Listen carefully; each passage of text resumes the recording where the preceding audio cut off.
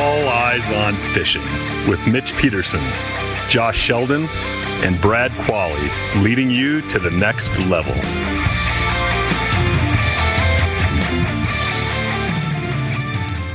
Everybody, welcome back to All Eyes on Fishing. We got a good one tonight, I think. You know, and the reason why is because we just spent like 25 minutes BSing about. We're like, we did it again. We didn't start. Well, we always have to. You know, you kind of got to warm up to what we're going to talk about. Well, but you know, it's kind of funny when you talk about that because we bounce around so much.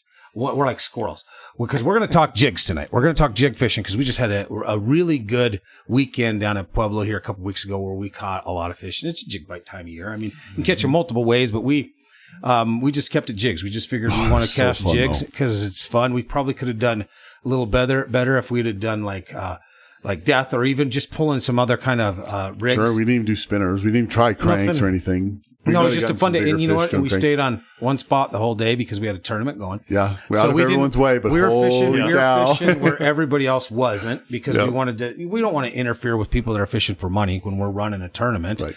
So we just said, hey, we're marking some fish here. And 10 hours later. And about 100 fish, 110 fish. It was fun. So we're going to talk jigging because we had such a good time. And we also are going to talk about a little bit coming up, a shootout that we have through AFC, our American Fishing Club.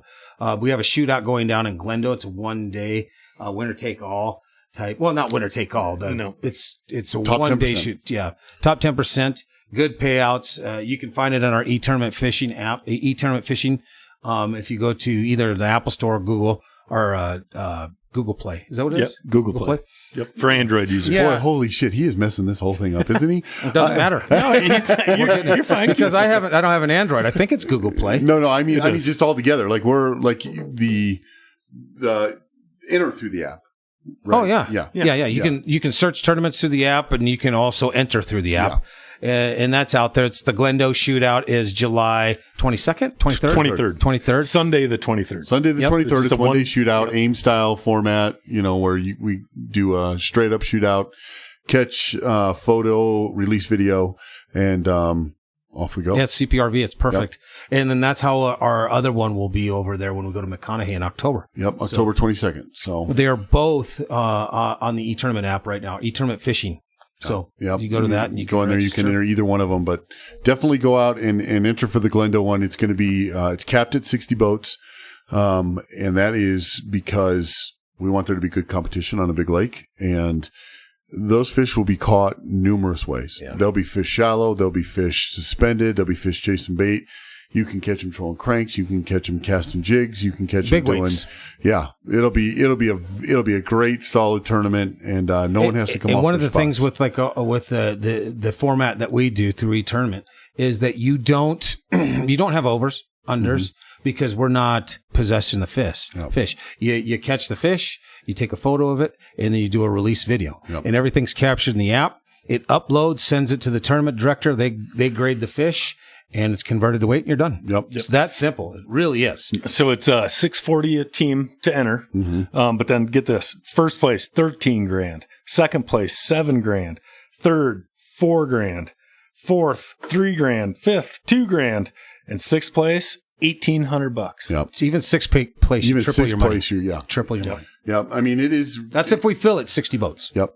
And we should have no issues getting 60 boats. So it's filling pretty. July 23rd, 2023, Glendo, All Eyes on Fishing, American Fishing Club shootout. It'll be a great time.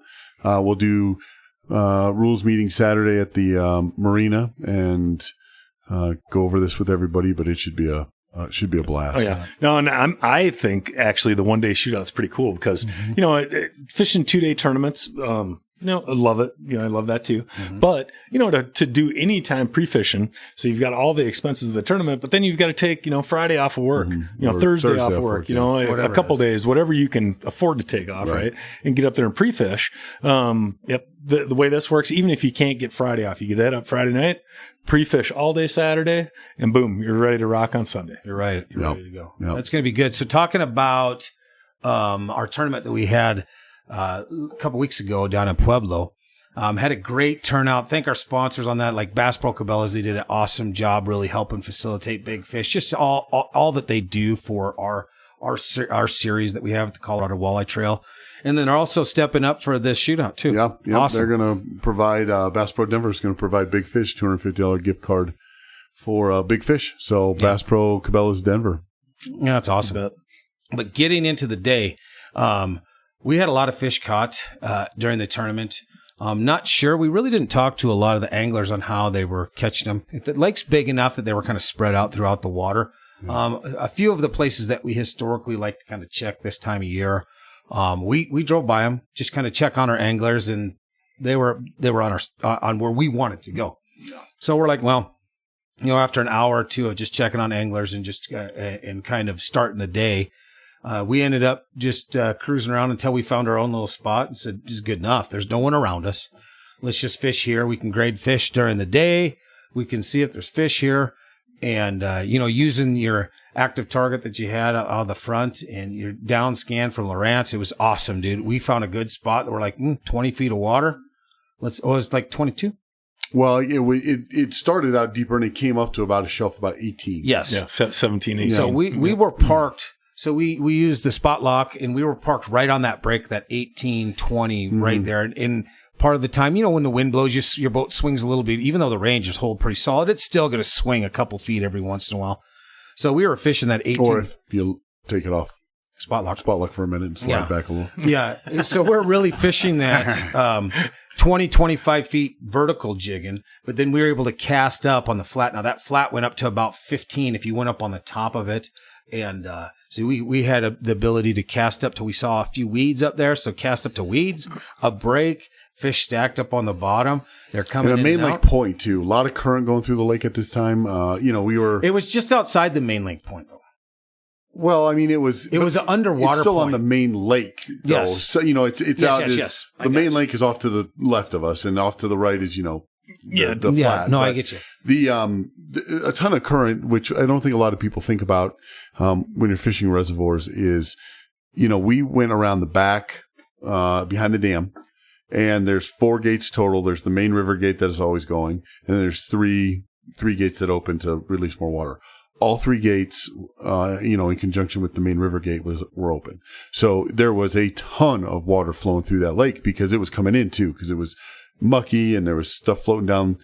So the current that had to be rolling past that point had to be had to be definitely a factor in holding, bringing bait fish, and we caught different species of fish. We caught wiper, we caught walleye, we caught bass. So it was interesting to see that. And the coolest part about the spot was, not only on the active target could we see it, but we could see it on the sonar, just the sonar. The 2D. We could watch fish move in and move out. Yep. We could watch them. They'd come out of the deeper water up onto the flat. Or up onto the shelf where we were on the way to the flat or wherever, and they would be there and they would slide off. We'd hammer them for 15, 20 minutes and then it would slow down and we'd get one here, one there, one here, one there. And all of a sudden you just see a pile of them show up on the 2D and active target and off we'd go again. Yep. Yeah, no, you're really working that active target, especially for the shallows. Yeah. I mean, we're talking, it wasn't really that shallow, but for that break shallow that went up to that 13, up on top. Yeah. Yeah. And just off to our right, I mean, I bet it went up. It was castable. It went pretty quick. It was like 5-6 feet pretty quick. Yeah. I mean, it was a 40-foot cast and you were easily 5 feet lower. Yeah. Or less. So it was easy to get to cast it. Or maybe a 50-foot cast. Yeah. But he was able to see the fish up on the break. And be like, hey, they're sliding down, or they're chasing my bait right now, they're chasing my jig. Because Josh was sitting up front, and me and Mitch were in back, and me and Mitch were a lot of vertical jigging. You were able to cast. Yeah. It's just easier. I mean, we weren't working that area real hard. Mm-hmm. It was just one of those things that we were running a tournament. So we have a lot of fish coming in. Yeah, we're verifying fish. And so we had a lot going on, but it was also one of those things that were like, hey, there's fish here. We caught one like within the first. I think I caught one my first cast. I was like, well, there's fish here. Yep. And then we parked it and kept working them. And by the end of the day, and we got off early. So we probably really got out to that spot 9:30. Tournament starts at 7. Yeah, probably. We probably got about there at 9:30, maybe probably 9:30 is about right. We had 4 dozen crawlers because we didn't even plan. We were going to pull cranks. We weren't sure what we were going to do, but we had to have some crawlers. So we had 4 dozen crawlers. By noon, we were running into the marina to buy another 4 dozen because we'd ran cutting out. them in half. Yes. At least. We were doing half crawlers. Yeah. So it was pretty interesting. We get up there, we buy our crawlers, we come back out. Sure, nobody's there. Still nobody's there. Yeah. And we sat there and went through another 3 dozen. Yeah. We had a little left over because we got off the water about 1:45 to head in. It was awesome. Yeah. It was a lot of fish. So I'm just going to be honest here. It's coming up. It's going to come out. Yeah, it's going to come out. Let's get the elephant in the room.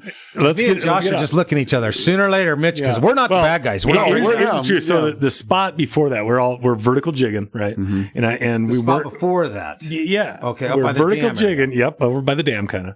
And we weren't getting any bites. And it was like, but we were marking fish.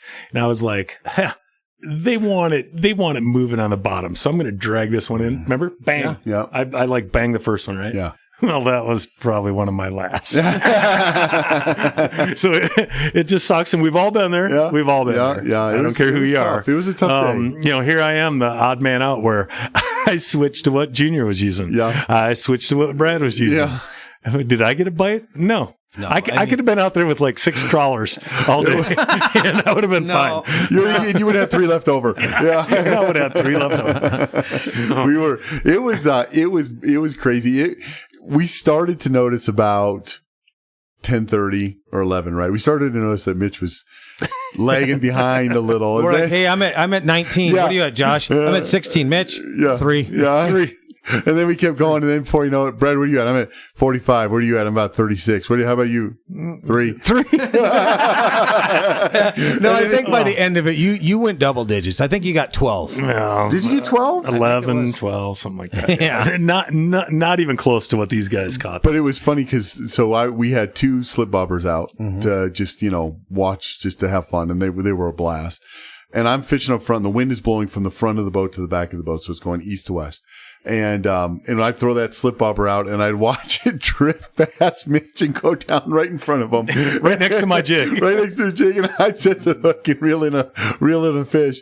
And he's still sitting there jigging away. Jigging, casting, putting plastics on. I tried all. I switched it up. And then after about a half hour of you slip bobber, I'm like, well, we have one. We'll split it. I don't want to rig up another one. We had 2 already rigged up. I said, Mitch, me and you will just go between them.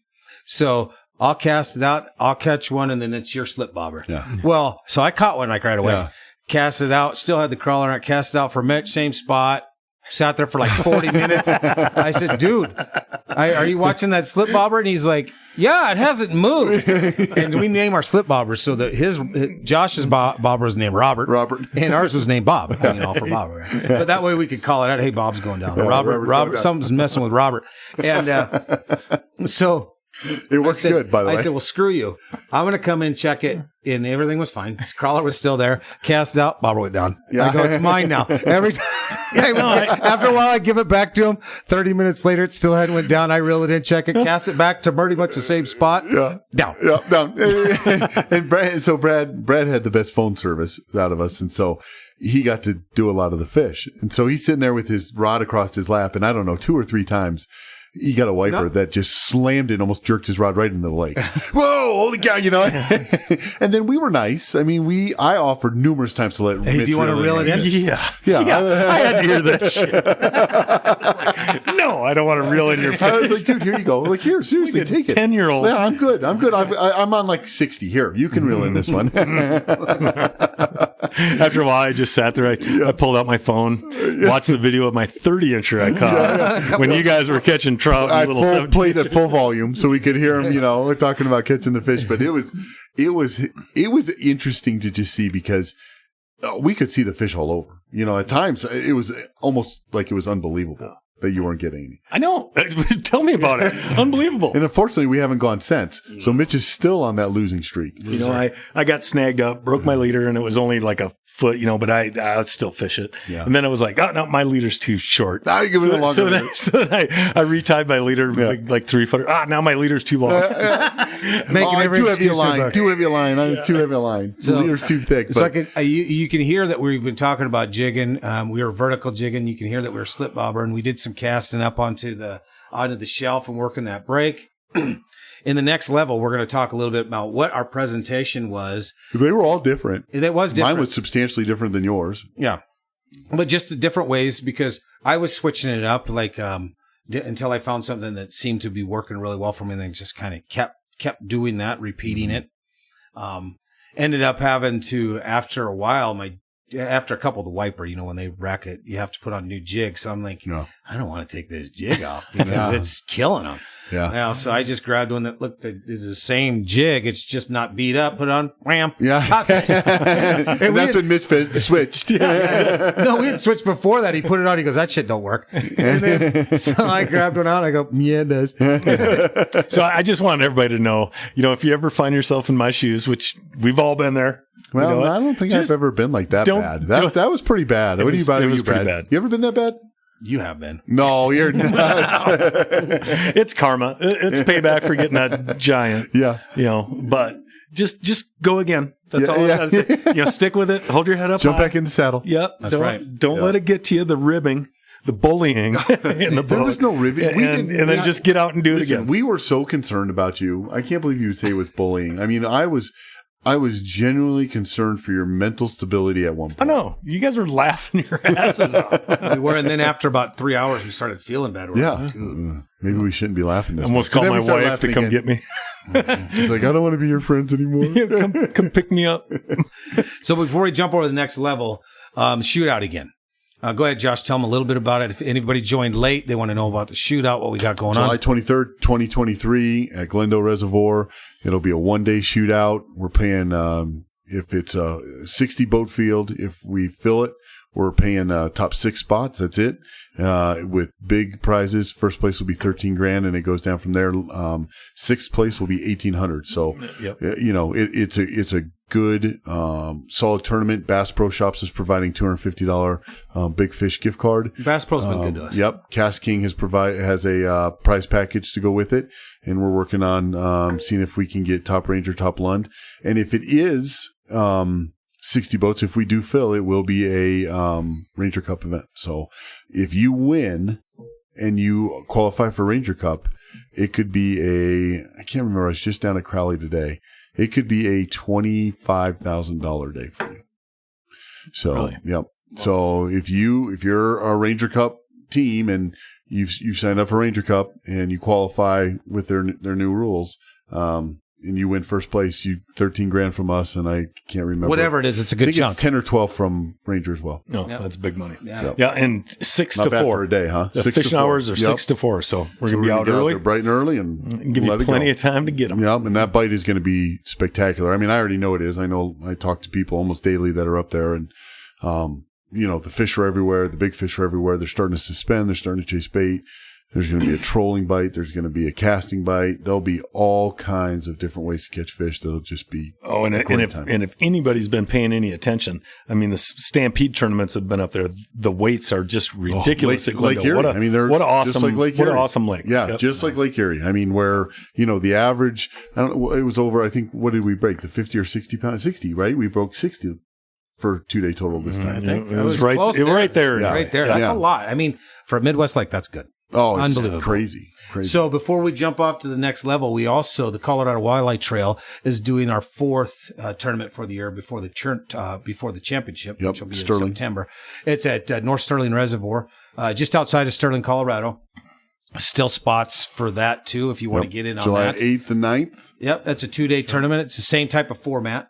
We're going to be using the eTournament fishing app, so you can register through the eTournament fishing app. Register for all of them, Glendale as well. Yep, all of them. Yep. And we hope to see you there. The Glendale one is filling up pretty quick, so we're hoping to get that thing full.